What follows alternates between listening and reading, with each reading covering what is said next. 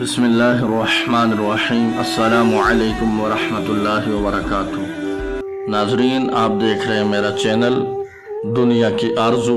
آئیے چلتے ہیں، آج ایک ایسے گناہ کے بارے میں ہم سنتے ہیں جو ہماری زبانوں پہ عام ہوتا ہے اور اس سے بچنا ہمارے لیے کتنا ضروری ہے۔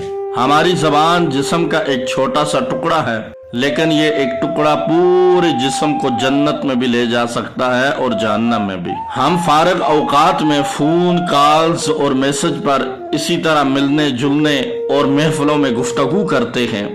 خاص طور پر خواتین کو زیادہ گپ شپ کا شوق ہوتا ہے، لیکن ہمیں اس حوالے سے بے حد محتاط ہونا چاہیے کہ بے سوچے سمجھے جو ہم بولے چلے جاتے ہیں، اس میں گناہ کے بار تو نہیں اٹھاتے جا رہے۔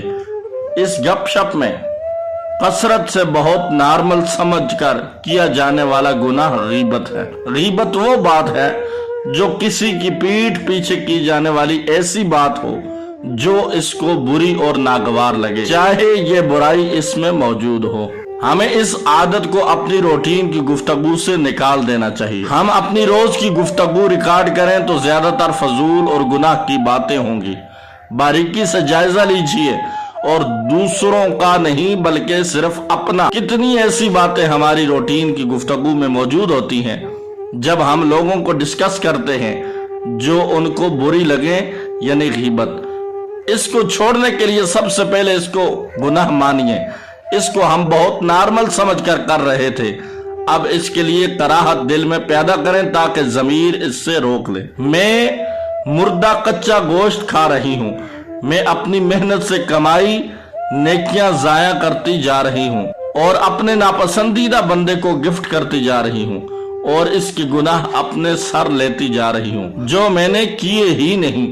قیامت کے دن یہی باتیں مجھے رسوا نہ کر دیں، مجھے نیکیوں سے کنگال نہ کر دیں۔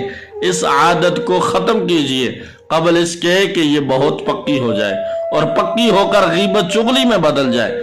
چغلی ایک کے دوسرے کے سامنے غیبت ہے جس سے اس کا دل دوسرے سے برا ہو جائے، اس سے ناراضگی پیدا ہو جائے، دو لوگوں کا جھگڑا بھی ہو سکتا ہے۔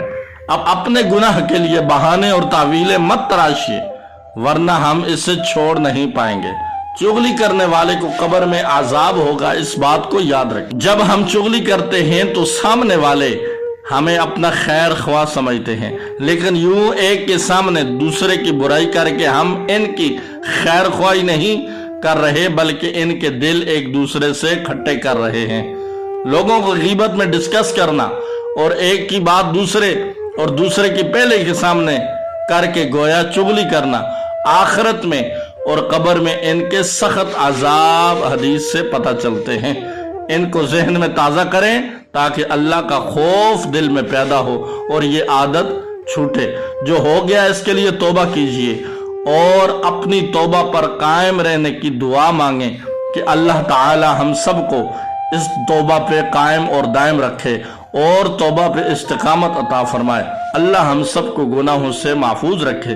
اگر آپ کو میری یہ ویڈیو تحریر اچھی لگی تو آپ سے گزارش ہے کہ میرے چینل کو سبسکرائب کیجئے اور ساتھ لگی گھنٹی کے نشان کو دبا کے آل پہ کر دیجئے تاکہ اس طرف سے پیاری پیاری ویڈیو آپ تک سب سے پہلے پہنچ سکے۔